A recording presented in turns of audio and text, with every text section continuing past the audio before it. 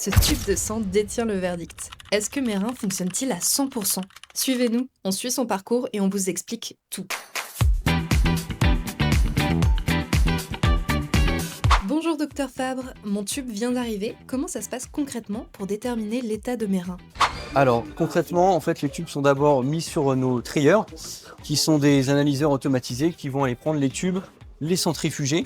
Donc les globules rouges, les globules blancs et les plaquettes ont été séparés du sérum. Et donc la créatinine, qui est l'objet de la vidéo, va donc être dosée dans le sérum.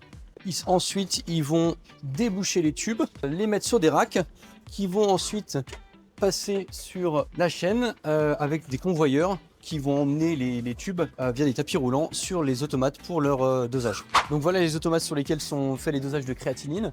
Donc on le voit pas là, mais les tubes ils passent derrière là et ils vont être, le sérum va être prélevé par les bras articulés de la machine pour ensuite être introduit dans des cupules réactionnelles.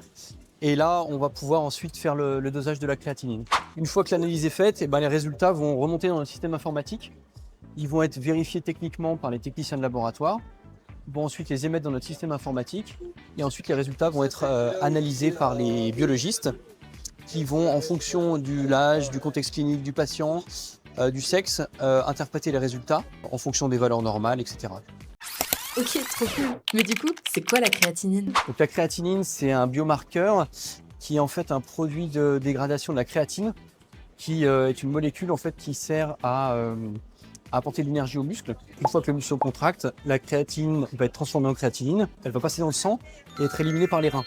Alors on va pas seulement vous rendre un résultat brut de créatinine, on va aussi estimer la fonction rénale. Il y a le débit de filtration glomérulaire qui permet en fait d'estimer si les reins sont bien capables de filtrer le sang et d'éliminer les déchets de l'organisme. Ce DFG, il va être abaissé si la fonction rénale est altérée. Merci docteur. Grâce à ce test, nos reins sont sous haute surveillance. Comme quoi, on n'aurait jamais pensé que tout ça se cachait dans